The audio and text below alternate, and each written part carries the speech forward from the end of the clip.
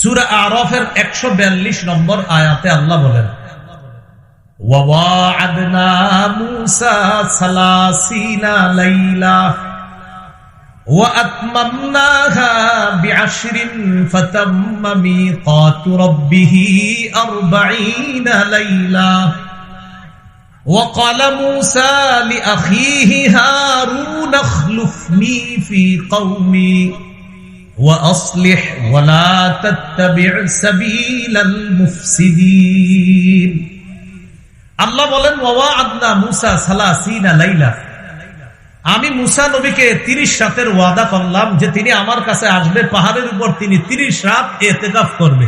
কয় রাতের ওয়াদা করলাম? 30 রাত। 30 রাতের পর আমি কি করলাম? ওয়া আতমামনাহা বি'আশরিন, আমি আল্লাহ আরো 10 দিয়ে সেটাকে পুরা করলাম। তাহলে 30 আর 10 কত হয়? 40। ফাতাম্মা মিকাতু 40 লাইলা মিকাতু রাব্বিহি 40 লাইলা, 30 আর 10 রবের নির্দিষ্ট ওয়াদাটা হয়ে গেল মোট 40 রাতে। তাহলে রবের নির্ধারণ করা সময়টা হয়ে গেল কয় রাত? 40 রাত। প্রথমে আল্লাহ নির্বাচন করেছেন কয় রাত? 30। এরপরে আরো 10, 40। তো মূসা নবী যাবে। এখন জাতির দায়িত্ব কারে দিবে? ভাই হারুনকে বললেন, ওয়াকালা মূসা লিআখিহি হারুন আখলুফনি ফি কওমি, মূসা নবী তার ভাই হারুনকে বললেন, ও ভাই হারুন, উখলুফনি ফি কওমি, তুমি আমার জাতির মাঝে আমার অনুপস্থিতিতে আমার প্রতিনিধিত্ব করবা। এরপরে কি বলে দেখেন, ওয়া আসলিহ, সঠিকভাবে তুমি প্রতিনিধিত্ব করবা, সব বিষয়গুলো সঠিকভাবে সংশোধন করবা। ওয়ালা তাত্তাবি' সাবিলাল মুফসিদিন, ফাসাদ সৃষ্টিকারীদের রাস্তা তুমি অনুসরণ করো না, ফাসাদ সৃষ্টিকারীদের রাস্তা তুমি অনুসরণ করবা না, এটা বলে দিলেন। এই গেল 3 নাম্বার। তাহলে কি শিখলাম? অন্যায়ের পথ পরিহার করা, এটা মুসলিম শাসকের 3 নাম্বার কাজ। মূসা নবী হারুন নবীকে যখন প্রতিনিধি বানিয়ে যাচ্ছেন, বলে দিলেন সাবধান, সঠিকভাবে কাজ করবা, অন্যায়ের পথ পরিহার করে চলবা।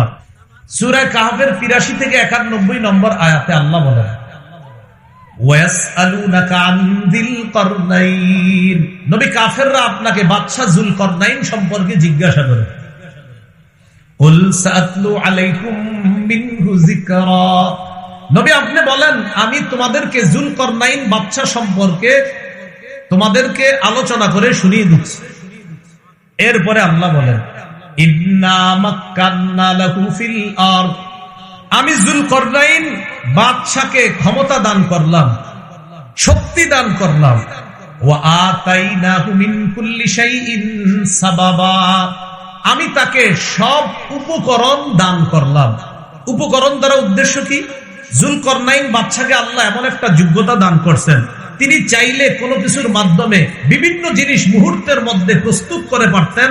এই ক্ষমতা যুলকরনাইন বাদশাকে আল্লাহ দান করছেন। এবার দেখেন তিনি কি করছেন। তিনি 3টা সফর করছেন। বলেন কয়টা? বলেন পৃথিবীর যেখানে সূর্য অস্ত হয় কোন দিকে? পশ্চিমে। এবার বলেন পৃথিবীর পশ্চিমে, পৃথিবীর পূর্বে, 3 নাম্বার কারো মতে বলেন পৃথিবীর উত্তরে। এই 3টা সফর করছে যুলকরনাইন বাদশা। 1 নাম্বার সফর পৃথিবীর একদম পশ্চিমে, যার পরে আর কেউ বসবাস করে না, সেখানে যেখানে সূর্য ডুবে। 2 নাম্বার সফর যেখান থেকে সূর্য ওঠে, যার পাশে আর কেউ বসবাস করে না, পৃথিবীর একদম পূর্ব পাশে। এ হলো 2টা সফর। 3 নাম্বার সফরটা হলো কোন মুফাসসিরের মতে পৃথিবীর উত্তর প্রান্তে তিনি সফরটা করেছেন। বাকি এই জায়গা কোরআন বলে না কোন দিকে। 2টা কথা কোরআন বলেছে, 3 নাম্বারটা কোরআন বলে না। তবে মুফাসসিরিনে কেরাম গবেষণা করে বলেন 3 নাম্বার সফরটা হয়েছে তার পৃথিবীর উত্তরে। এবার কোরআনের আয়াতের থেকে আমরা অনুবাদটা শুনবো। শোনার আগে সফর 2টা শুনি। আমাদের এখন মূল আলোচনা মুসলিম শাসকের 4 নাম্বার গুণ, শিষ্টের লালন, দুষ্টের দমন। যুলকরনাইন বাদশার প্রথম সফরটা জানি পৃথিবীর কোন পাশে হয়েছে? পশ্চিম, একদম পশ্চিম। এই এলাকায় পশ্চিম কোনটা? হাত দিয়া দেখা, এটা নাকি? তাহলে বাস একদম পশ্চিম হয়েছে। আল্লাহ তাআলা বলেন যুলকরনাইন বাদশা পৃথিবীর একদম পশ্চিম পাশে গেছে।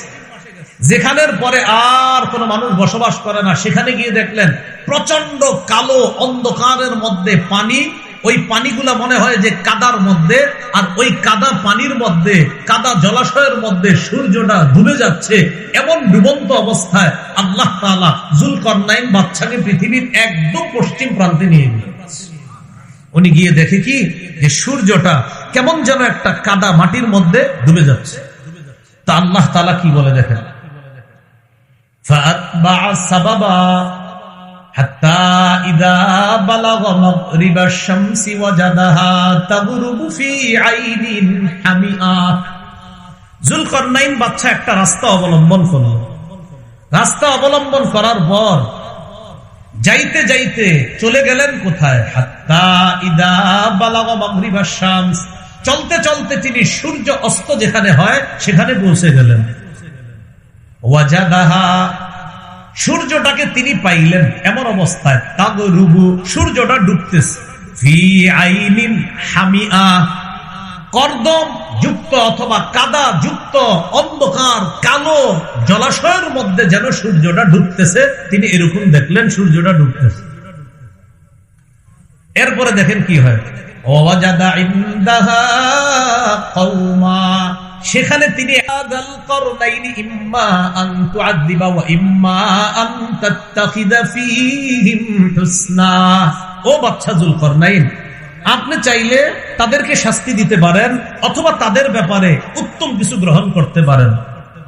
এবার যুলকারনাইন বাদশা কি করলেন, তাদের ব্যাপারে দুইটা নীতি অবলম্বন করলেন। যুলকারনাইন বাদশা বললেন, আল্লাহ ক্বালা আম্মা মান যালামা, আল্লাহ আমি তাদেরকে দাওয়াত দিব। সুবহানাল্লাহ। দাওয়াত দেওয়ার পর আমার দাওয়াত যে গ্রহণ করবে না সে জালেম। ক্বালা আম্মা মান যালামা ফাসাউফা নুআযিবুহু, আল্লাহ আমি দাওয়াত দেওয়ার পর যদি কেউ দাওয়াত গ্রহণ না করে সে জালেম সাব্যস্ত হবে, আমি তাকে শাস্তি দিব।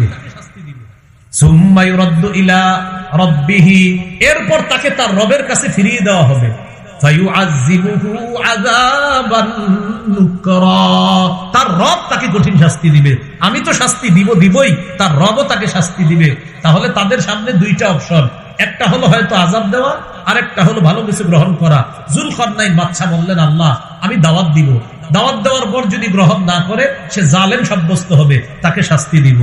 আর যদি দাওয়াত গ্রহণ করে, ওয়া আম্মা মান আমানা ওয়া আমিলা সালিহা, আমার দাওয়াত গ্রহণ করে যে ঈমান আনবে, নেক কাজ করবে, ফালাহু জাযাআনিল হুসনা, তার জন্য রয়েছে জাযাআনিল হুসনা, উত্তম প্রতিদানের ব্যবস্থা থাকবে। এবার বলেন তো, যুলকারনাইন বাদশাকে আল্লাহ কয়টা অপশন দিছে? হয়তো শাস্তি দিতে পারেন, না হয় ভালো কিছু গ্রহণ করতে পারেন। যুলকারনাইন বাদশা বুদ্ধিমত্তা খাটিয়ে বললেন, আল্লাহ আমি তাদের সামনে দাওয়াত পেশ করব। দাওয়াত যারা গ্রহণ করবে না তাদেরকে দিব শাস্তি, যারা গ্রহণ করবে তাদের জন্য রয়েছে উত্তম প্রতিদান। তাহলে শাস্তি যাদেরকে দিবে এটা হলো দুষ্টের দমন, উত্তম প্রতিদান যাদেরকে দিবে এটা হলো শিষ্টের লালন। আল্লাহ জানে বুঝছে কিনা? যাদের ব্যাপারে উত্তম কিছু গ্রহণ করবে এটা হলো শিষ্টের লালন, আর যাদেরকে শাস্তি দিবে এটা হলো দুষ্টের দমন, যে এগুলা ভালো না, এগুলা দেশের জন্য সমস্যা, এটা হলো দুষ্টের দমন। আর যারা ভালো এটা হলো শিষ্টের লালন।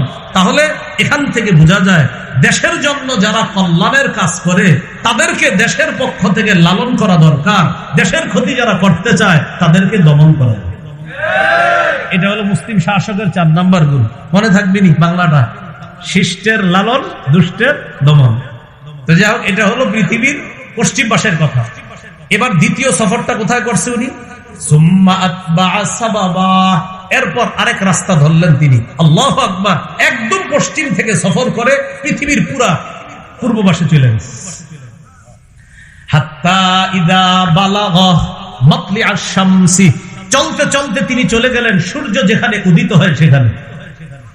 সেখানে যাওয়ার পর এক জাতিকে পাইলেন, সেই জাতীয় ওই জাতির মতো তাদের ব্যাপারে আল্লাহ 2টা অপশন দিয়েছেন। যদিও আয়াতে অপশনের কথা নাই, তবে মুফাসসিরিন কেরাম বলেন অপশনের কথা যদিও আয়াতে নাই, কিন্তু ওই আয়াত পূর্বর পশ্চিমের যে ঘটনাটা ওই ঘটনা আর পূর্বের ঘটনা একই রকম। কারণ তিনি পৃথিবীর পশ্চিম পাশে গিয়ে যাদেরকে পেয়েছে তারাও ছিল কাফের, আর পৃথিবীর পূর্ব পাশে যাদেরকে পেয়েছে তারাও কাফের। আর কাফেরদের ব্যাপারে আল্লাহ বলে দিলেন দুইটা কাজ গ্রহণ করতে পারেন, হয়তো শাস্তি, না হয় ভালো কিছু।